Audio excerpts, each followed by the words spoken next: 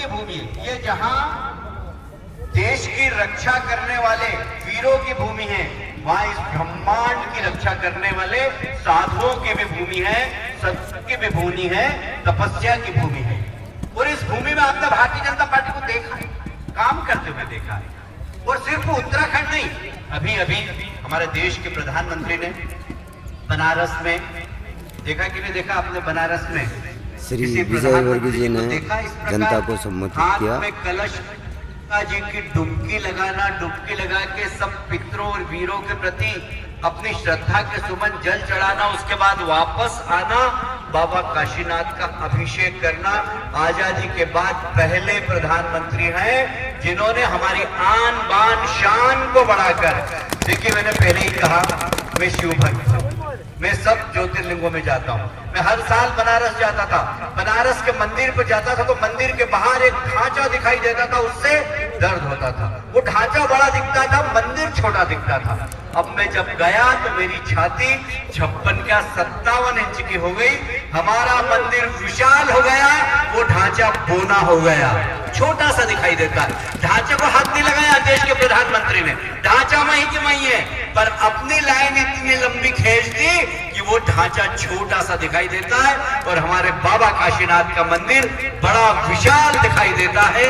सिर्फ बाबा काशीनाथ का मंदिर क्या, हमारे देश के प्रधानमंत्री नरेंद्र मोदी जी के शपथ लेने के बाद हिंदुओं के जितने भी धार्मिक स्थान हैं, सबका विकास प्रारंभ हो गया। आप कभी सोच सकते थे क्या, हम जब भारतीय जनता पार्टी के लिए वोट मांगने जाते थे, हम नारा लगाते थे रामलला हम आएंगे, मंदिर वहीं बनाएंगे, रामलला हम आएंगे, मंदिर वहीं बनाएंगे। तो आपके मुख्यमंत्री बोलते थे तारीख नहीं बताएंगे, हमेशा बस यही कहते हैं। तो अब सुन लो भाई, पूर्व मुख्यमंत्री हरीश रावत जी, हमने तारीख भी बता दी, हमारे प्रधानमंत्री जी ने भूमि पूजन भी कर लिया, वहां पर राम मंदिर का निर्माण आरंभ हो गया। तो फिर हम तारीख बता रहे हैं, मंदिर का निर्माण 2 साल में पूरा हो जाएगा। जब पूरा हो जाए हरीश रावत जी, तो अपने परिवार सहित वहां पर आइए, रामलला के दर्शन करिए। ने जितना जीवन के अंदर पाप किया है, हमारे राम जी के चरणों में आओगे तो वो तुमको माफ कर देंगे। ये जीवन भी तुम्हारा धन्य हो जाएगा और अगला जीवन भी तुम्हारा धन्य हो जाएगा। सारे देश के अंदर मंदिरों का निर्माण हो रहा है।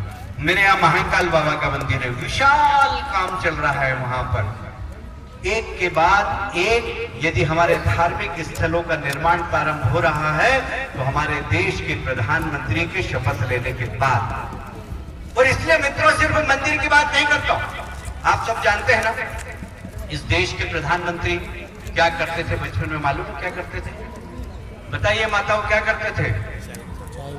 चाय बेचते थे ना, मालूम है ना? उनके पिताजी की चाय की दुकान थी रेलवे स्टेशन। आपके यहाँ रेल नहीं थी, रेल आ रही है अभी।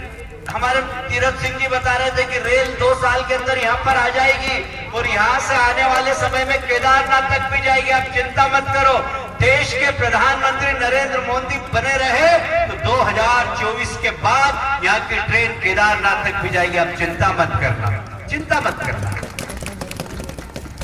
कभी सोच भी नहीं सकते थे पहाड़ के लोग कि यहाँ पर ट्रेन, कभी सोच सकते थे क्या आप लोग? कभी सोच सकते थे क्या आप? मुझे याद है आज से 40 साल पहले मेरे पिताजी जब चारों धाम की यात्रा पे आए थे तो उनका तिलक निकाल दिया था। पूरे गांव के लोग, हमारे कॉलोनी के लोग छोड़ने गए थे और ये सोचते थे कि पता नहीं वापस आएंगे कि नहीं आएंगे। 40 साल पहले हम सब लोग रोए, हम छोटे थे, हम सोचते थे रो क्यों रहे? बोले भाई बद्रीनाथ जा रहे हैं, केदारनाथ जा रहे हैं, पता नहीं वहां से वापस आएंगे कि नहीं। इतनी कठिन यात्रा, कैसी यात्रा हुआ करती थी चारों धाम की।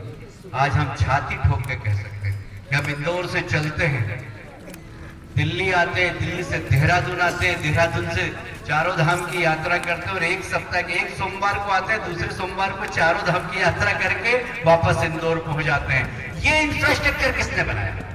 ये भारतीय जनता पार्टी ने।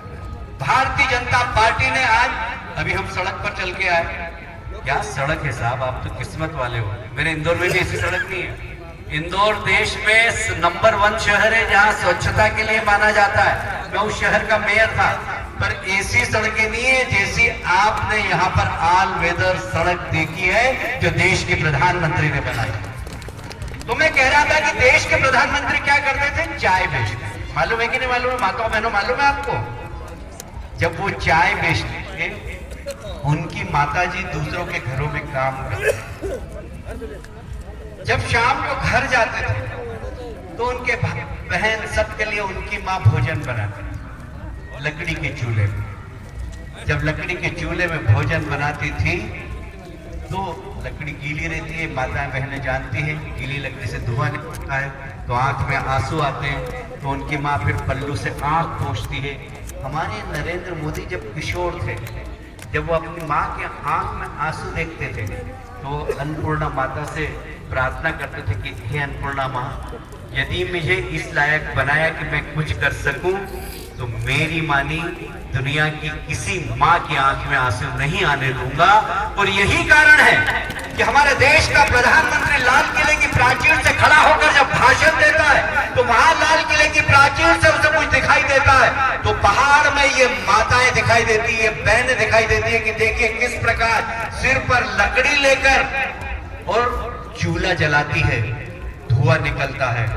धुआं निकलने के बाद वो पल्लू से आंख पोंछती है।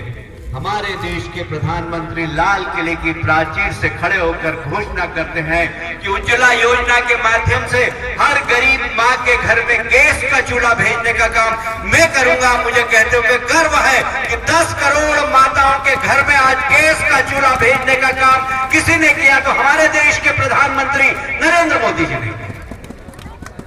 मुझे बहुत आश्चर्य होता है, यहाँ पर अभी पोस्टर देख रहा था कि आप पार्टी का लगा के किसी पार्टी का लगा है। अरे भाई, तुम्हारी हैसियत कैसे है कि तुम इस पवित्र भूमि पे आओ?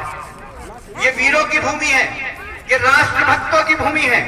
आज यदि हम यहाँ पर बात कर रहे हैं तो इसलिए कि यहाँ बैठी हुई माता और बहनों का बेटा देश की सीमा पर खड़ा हुआ है, उसकी नजर दुश्मन की तरफ है, दुश्मन कहीं इधर देख नहीं ले, उसकी छाती दुश्मन की तरफ है, उसकी बंदूक की नली दुश्मन की तरफ है, इसलिए हम सुरक्षित हैं। आज चाइना की नजरें हमारे पास है, हमारे इस भूमि का बेटा उस चाइना की सीमा पर खड़ा हुआ है इस देश की रक्षा भाई खड़ा हुआ। इस देशभक्तों की भूमि पर वो पार्टी के लोग कैसे आ सकते हैं जो देश विरोधियों की पीठ थपथपाते हैं? मैं आपसे पूछना चाहता हूं, दिल्ली देश की राजधानी, वहां पर एक विश्वविद्यालय, उस विश्वविद्यालय के अंदर, उस यूनिवर्सिटी के अंदर नौजवान नारे लगाते हैं कि भारत तेरे टुकड़े होंगे इंशाअल्लाह, इंशाअल्लाह, भारत तेरे टुकड़े होंगे इंशाअल्लाह, इंशाअल्लाह। क्या इस प्रकार के नारे हम बर्दाश्त कर सकते हैं? मैं आपसे पूछना चाहता हूं, क्या बर्दाश्त कर सकते हैं हम? उस विश्वविद्यालय पे नारे लगते हैं कि हम छीन के लेंगे आजादी। क्या इस देश के अंदर आजादी नहीं है?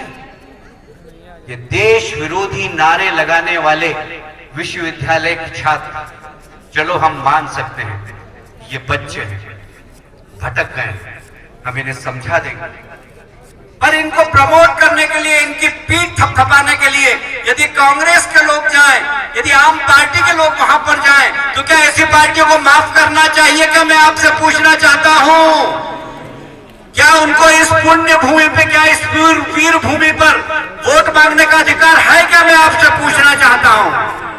और इसलिए आज देश के ऊपर बहुत सारे नजरें हैं। मोदी जी देश को दुनिया के सामने एक शीर्ष पर ले जा रहे हैं, हमारे देश को बहुत बड़ा देश बनाना चाह रहे हैं, सम्मान दिला रहे हैं, पर उन हमारे पड़ोसी देशों को ये बहुत अच्छा नहीं लग रहा है। हमारे देश की रोटी खाते हैं, हमारे देश की हवा से सांस लेते हैं, हमारे देश का पानी पीते हैं, और गुण दुश्मनों को गाएंगे कुर्सी के लालच में। क्या ऐसे लोगों को इस पुण्य भूमि में वोट मांगने का अधिकार है? क्या मैं आपसे पूछना चाहता हूं। और इसलिए ध्यान रहे, माताएं बहनें यहां बड़ी संख्या में, मैं आपके चरणों में प्रणाम करता हूं, क्योंकि मैं जानता हूं पहाड़ में एक स्थान से दूसरे स्थान पर जाना कितना मुश्किल है। आप सब, कोई ऊपर से आया है, कोई नीचे से आया, और इतनी बड़ी संख्या में यहाँ पर बैठे हुए। यह प्रदेश बहुत नाजुक प्रदेश में। नाजुक प्रदेश इसलिए है कि यह सीमावर्ती प्रदेश है। यहाँ की सुरक्षा बहुत जरूरी है, हम सबकी सुरक्षा बहुत जरूरी है, और इसलिए बहुत जरूरी है कि ऐसी सरकार आए जो देश की चिंता करे, कुर्सी की चिंता नहीं करे।